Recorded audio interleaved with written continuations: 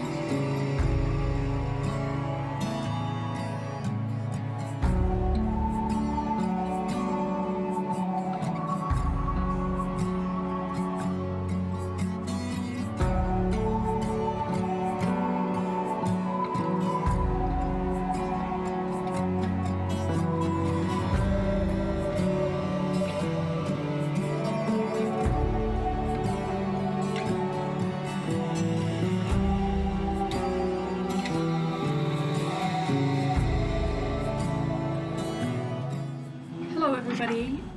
Thank you to you, Steve, and to your staff for inviting the family to share our thoughts about the meaning of the Alexander B. Lehman Award. If I were asked to name one characteristic about my father, I would suggest that he was primarily a visionary.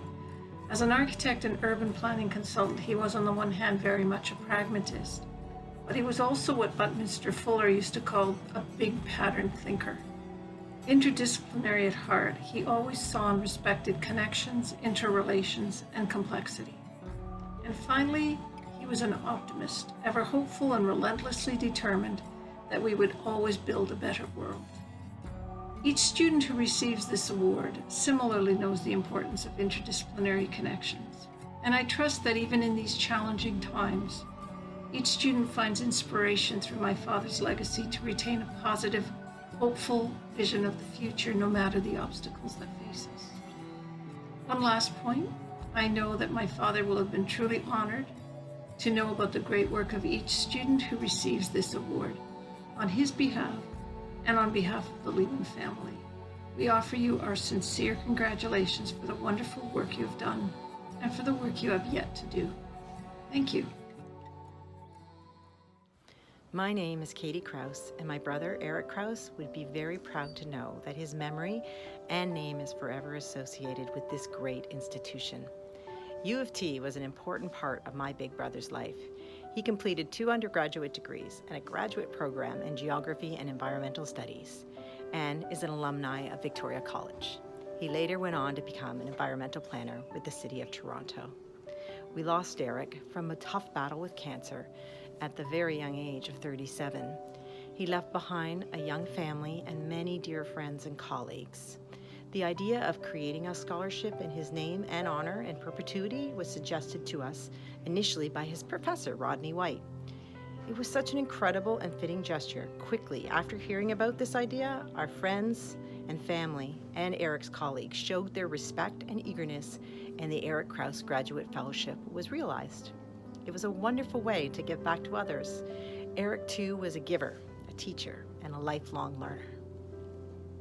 In the past 17 years, we know that this scholarship has provided support to many students. Eric would have loved cultivating his community. Please know that he would have been enthusiastic to meet all of you and embrace your ideas. To all scholarship recipients, continue to make a difference in this world in your own way, and we hope this scholarship will help you make that difference. Thank you. Good evening, ladies and gentlemen.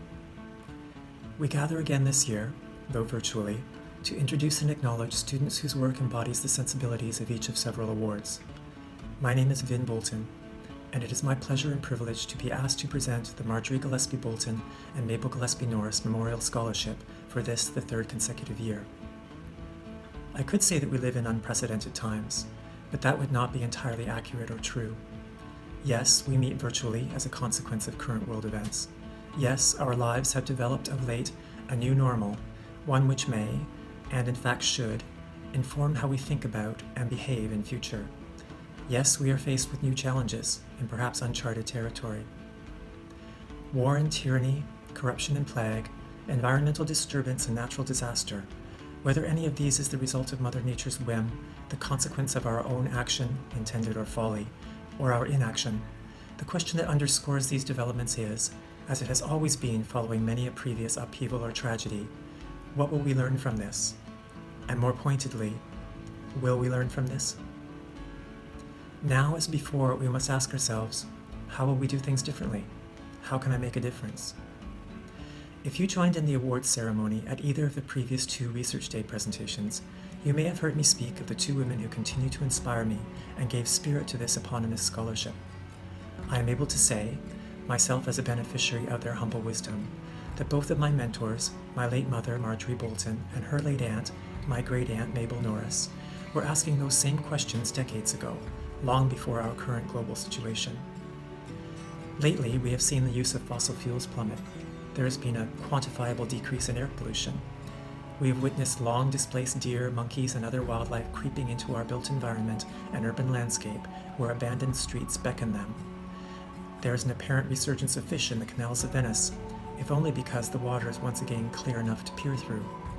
Moreover, and perhaps as importantly, we have experienced the coming together of many nations and cultures to commit to a common challenge toward a common goal, swiftly, scientifically, and cooperatively. In spite of, in fact because of, the tragedy of lives lost and economies upheaved, of lifestyles overturned and Mother Nature spurred, we must view this, in all earnest, as an opportunity. Catalysts for change, current events highlight the question of what is important, of what a university, a society should and can be, barring politics, without arrogance, and with reason, science, and grace. It is now proved that in the face of a common threat and in the interest of a common goal, we are able to jointly or severally devise and effect a plan of action to reason through a problem. And this is what each of our award recipients undertakes to do, each in their own métier and each with their own tack. Attracting the highest caliber applicant and awarded each year to a student whose academic focus is in the area of, or related to, sustainability, environmental justice, biodiversity, and/or conservation, the Marjorie Gillespie Boulton and Mabel Gillespie Norris Memorial Scholarship is again this year being presented to a candidate well matched to its mandate.